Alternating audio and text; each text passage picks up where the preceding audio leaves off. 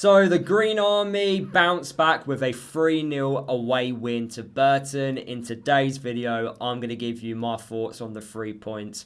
I said in my match preview, I wanted to see a Luton team that, one, can perform for large portions of a game, create chances, score some goals, and get the 3 points. And we've done exactly that. And I'm super happy that we are celebrating 3 points. Of course, don't get too carried away. We are playing against a team that's in the bottom half of League One. But to go to someone else's backyard and get the 3 points, I think the players deserve credit. And also, Matt Bloomfield. I felt he made some bold decisions in terms of his starting 11. Dropping your captain for starters. You know, that takes a bold decision to make. Cal hasn't been the same player since we saw from last year. I don't think he started off the season well. So, fair play for dropping him. Nigel Longvike, I thought, done quite well at the back, moving the ball quickly, which we haven't seen in defence. Also, Zack Nelson starting in the midfield, had a great game today. Kadir at right wing back, Ali at left wing back, they done well. We were very attacking with our wing backs, causing Burton all sorts of problems, pushing them back into their own half. Yates starting instead of Naki Wells.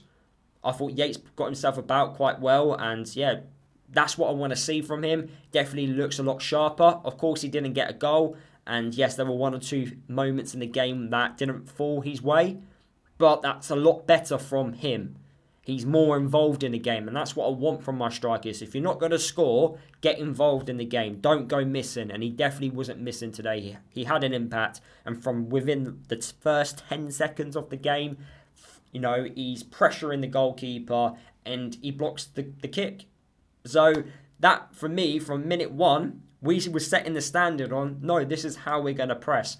And I thought the way we pushed Burton back in their own half, forced them into making mistakes, winning the ball back in the opposition half as well, moving the ball quickly, playing entertaining football.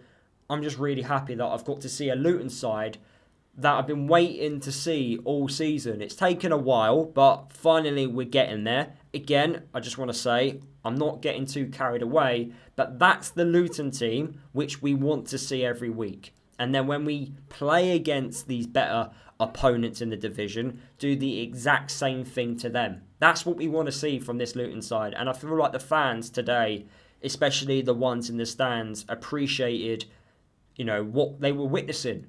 Because it was a good performance. Of course, Burton had a few moments in the game themselves. Every team will do. But Keeley wasn't really busy today. And you don't want your own goalkeeper to be busy. Of course, he made a fantastic save towards the end. He also made a routine save from a set piece in the first half. And yes, Burton could have scored a goal. I'll talk about that in a second. But overall, I thought it was a really good performance from these group of players. So, the first half, positive start. Saville, for me, that's his best game in the Luton shirt. That's the Saville which we wanted to bring to this football club. The Saville that has been playing many years in the Championship, doing what he did today. Winning the ball back high up in the pitch, good passing range, leading by example. That is a top-class performance. He played a massive part in the first goal. If you haven't seen the goals back, look what he did in the first goal. Wins the ball back in the opposition half. I think the ball falls to Clark. He plays it out to the left-hand side. Nordås, he fires a shot away. It takes a deflection. It goes under the keeper. The keeper could have done better with it. But for Nordås, again, another good performance from him. He gets other people involved in the game. He becomes the focal point and he gets others involved. And I think personally, attacking-wise, we are so much better with him in the team right now.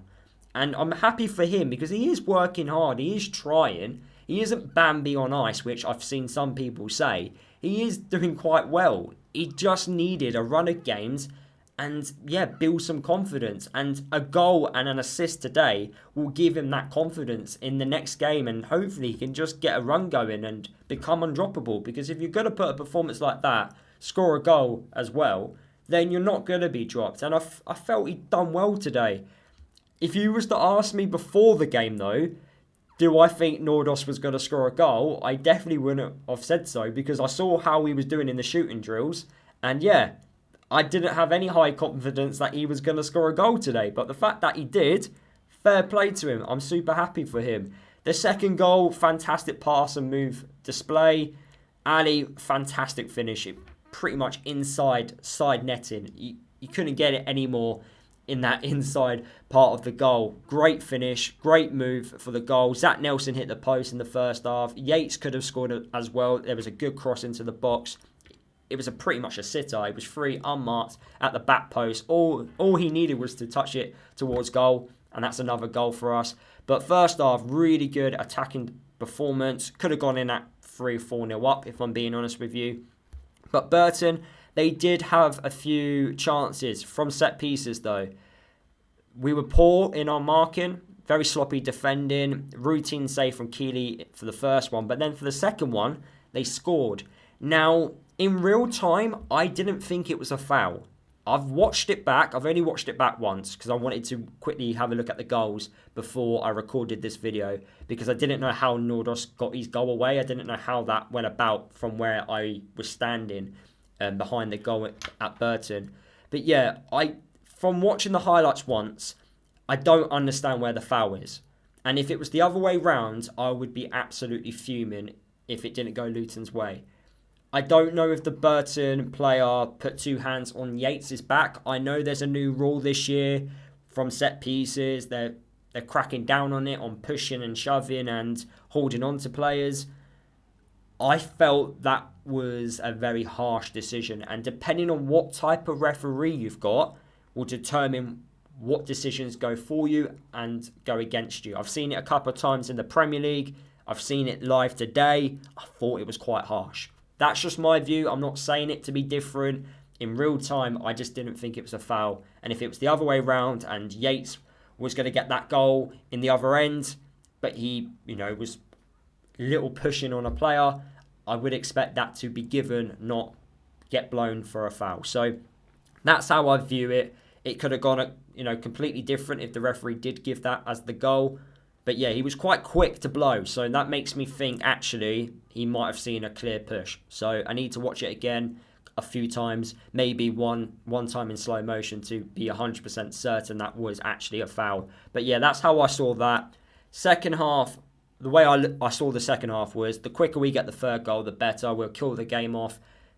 When you're 3-0 up at some point in a game, you can't really, lose that game. You shouldn't be losing a game when you're 3-0 up. We created more chances. Nordås was a massive part of the third goal. Same with Clark.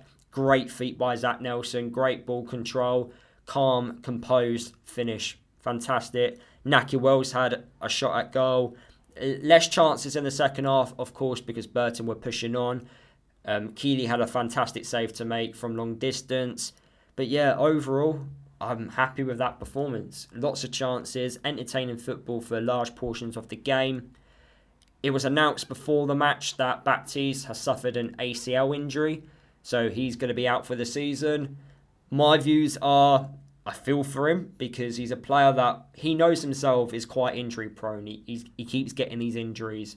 No player deliberately gets injured, and it's typical because Luton, we've had over the last few windows, players which we've signed regularly pick up an injury. And for someone like him, who's not really had much game time, to keep getting injuries and get this massive one, it's a real shame. And I feel for him because I feel like I don't know what he's going to do now, because I feel like he should listen to his body. His body's clearly telling him something that he can't do it anymore at this level. It's either he's got to drop down the divisions or actually have an early retirement. Izzy Brown did it when we had him in the Championship. After he left us, I don't think he played much football after he left Luton.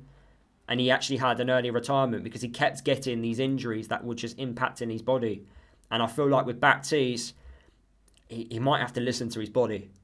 It's not his fault that his body's breaking down on him. I'm sure he's doing the right things, and it is frustrating. I completely understand why the fans are frustrating, because you give a player a 3-year contract and he's hardly ever been available. But at the same time, he's not playing. No player wants to be on the sidelines recovering, being in the gym on their own recovering. So I do wish him all the best in terms of recovering from an ACL injury. They are the worst things for a footballer because you don't know if your knee will come back the same I've done my ACL and I still have issues with my knee now, and that's without professional medical care. So yeah, I wish him all the best, but out of all the ones to get the injury, you don't want him to get it. And it's a shame because there were definitely some good moments from him, and we were hoping to see more because he does have some quality about him, but we're just not seeing it, unfortunately. So that gives an opportunity for other players. Zack Nelson had that opportunity. I felt he took it. We might do some business in this window. Fane's got strong interest from an Italian side. Nakamba wasn't in the squad today. Tom Holmes wasn't in the squad today. Woodrow wasn't in the squad today. So I am expecting a few ins and outs. The Aberdeen signing in Shaden Morris looks like it's going to be confirmed over the weekend or on Monday, which looks good. I think he was actually in the stands today. I think there was a player in the stands. It looked like him. I don't want to sound rude there, but it did look like him from what I saw. So maybe he was in the away stand today watching the team. But yeah, I'm happy with the 3 points.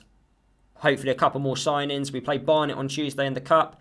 That will give an opportunity for some players that haven't had as many minutes to play against them. But yeah, we might see a couple of the new signings actually playing that Tuesday night game as well. So it should be a relatively strong side. We've got such a big squad. We've got, 30 players at the moment, I believe. So yeah, we need to get rid of a couple, sign a couple, and yeah, onwards and upwards. Green Army. We should wear this kit every week, I think. If we're going to score goals, plant some trees.